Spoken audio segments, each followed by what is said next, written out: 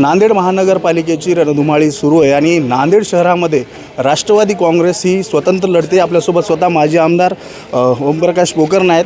Sir, कोणत्या मुद्द्याच्या आधारे आता निवडणुकीला सामोरे जात आहे नांदेड शहरातले? नांदेड शहरामध्ये विकासाच्या मुद्द्यावर राष्ट्रवादी काँग्रेस पार्टी अजित पवार गट या निवडणुकीला सामोरे जात आहे की गेल्या 10 वर्षापासून नांदेड शहराला आलेलं बकाल स्वरूप आणि सत्तेच्या माध्यमातून, कारण राष्ट्रवादी काँग्रेस पार्टी सध्या राज्यामध्ये कोलॅबरेशनमध्ये आहे आणि राजदादासारखा एक जो विकासाच्या दृष्टीनं ज्याचं महाराष्ट्रात नाव घेतलं जातं अशा पार्टीचे आम्ही कार्यकर्ते आहोत। राज्यामध्ये तुम्ही महायुतीत आहात, पण आता नांदेड महानगरपालिकेच्या निवडणुकीमध्ये स्वतंत्र लढत आहे। कोणत्या पक्षासोबत बोलणी झाली होती का युतीची? नाही, आम्ही सगळ्या पक्षांना पत्र दिले होते युती संदर्भात चर्चा करण्याकरता आणि भारतीय जनता पक्षांच्या नेत्याकडं ज्यांचं राज्यात सरकार आहे, देशात सरकार आहे आणि आम्ही त्यांच्यासोबत युतीमध्ये आहोत, त्यांना मी एक पर्याय दिला होता की जो पर्याय अत्यंत चांगला होता की आपण तिन्ही मिळून या निवडणुकीला सामोरं जाऊ, ज्यामुळं आमचं जर तसं ठरलं असतं तर निवडणुकीत प्रचंड पैशाचा होणारा वापर, कार्यकर्त्यावर पडणारा बोझा याच्यावर नियंत्रण राहावं ही त्याच्या मागची भूमिका होती आणि सुरूपासूनच आम्ही विरोधात लढलो। आरोप प्रत्यारोपातून नाराजी वाढते आणि मग संघटन जर आमचं तिघायचं एका जागी नसलं तर निश्चित स्वरूपात विकासावर त्याचा परिणाम होतो। रोज भांडण्यामध्ये, कुठंतरी क्रेडिट घेण्यामध्ये आम्ही त्याच्यामध्ये मग्न असतो आणि म्हणून माझी फार प्रामाणिक इच्छा होती की तिन्ही पक्षांनी सोबत लढावं आणि आम्हाला छोटा भाऊ म्हणून सोबत घ्यावं, परंतु मोठे पक्ष, मोठे नेते यांनी त्याच्यावर काही लक्ष दिलं नसल्यामुळं या सर्व धावपळीच्या निवडणुकीमध्ये प्रचंड ताण पडणार आहे आणि आर्थिक बोजासुद्धा सर्व उमेदवारावर पडणार आहे। कारण उमेदवार आमचं वर्षानुवर्ष जे काम करतात त्या उमेदवारांना, त्या कार्यकर्त्यांना संधी देण्याची वेळ असते।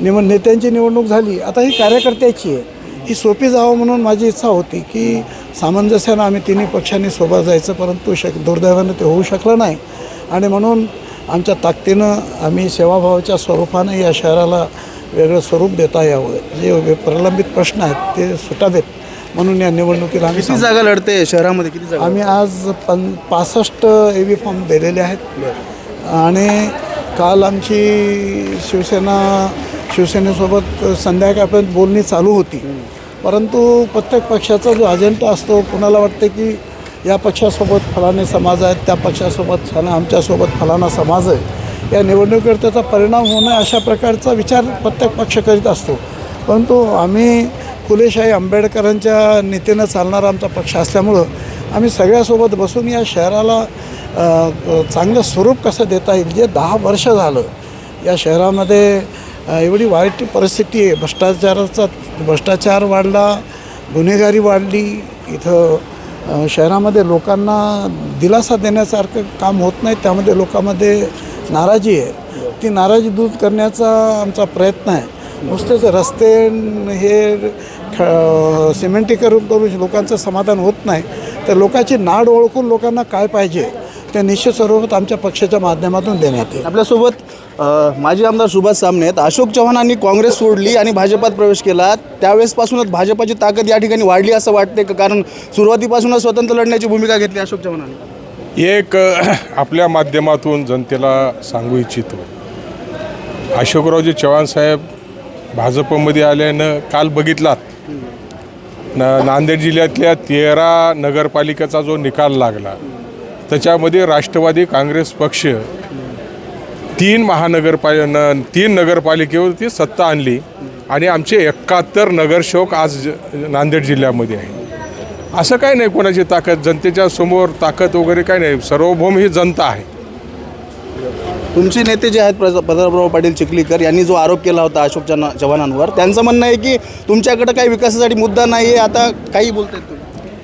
नांदेडच्या विकासाच्या संदर्भात जर आज बोलायचं झालं, मी आपल्या माध्यमातून नांदेड जिल्ह्यातल्या, नांदेड शहरातल्या जनतेला एकच विनंती करतो की आपण बारामतीला जावं, बारामती शहरातला जो विकास माननीय अजितदादा पवार साहेबांनी त्या ठिकाणी केला, तिथला विकास जाऊन जर बघून आलात, मग त्यावेळेस आपल्या नांदेडचा आणि बारामतीचा किंवा लातूरचा किंवा नागपूरचा विकास आज बघता आपण, तिथेही मुख्यमंत्री होते, आपल्याकडे एकदा नाही दोनदा मुख्यमंत्री होते. नांदेडची कशी वाट केली, तेच रस्ता, तीच नाली, त्या नाली केली की त्याच्यावरच पुन्हा दुसरी नाली खोदायचं, नवीन रस्ते करायचं. ह्याच्यापेक्षा दुसरं काय अजेंडा होता? MIMचा माझा काही संबंध नाही म्हणतात अशोकराव. पुऱ्या नांदेड जिल्ह्याला, शहराला, सर्वांना माहीत आहे की MIMच्या पाठीमागं कोण आहे, कोण्या ताकदीनं त्यांना तिकडे काँग्रेसच्या लोकांना कोण्या ताकदीनं MIMमध्ये पाठवलं, हे पुऱ्या जनतेला माहिती आहे. किती जागेवर विजय मिळवेल राष्ट्रवादी? राष्ट्रवादी जवळपास निश्चित स्वरूपात 30 जागेवर राष्ट्रवादी काँग्रेस निवडून येईल असा मला विश्वास. नक्कीच आपण पाहू शकतो की माजी आमदार सुभाष साबणे आणि माजी आमदार ओमप्रकाश पोकरण आपल्यासोबत होते आणि नांदेड महानगरपालिकेची रणधुमाळी सुरू आहे. दिनेश कुलकर्णी, युवा क्रांती न्यूज, नांदेड.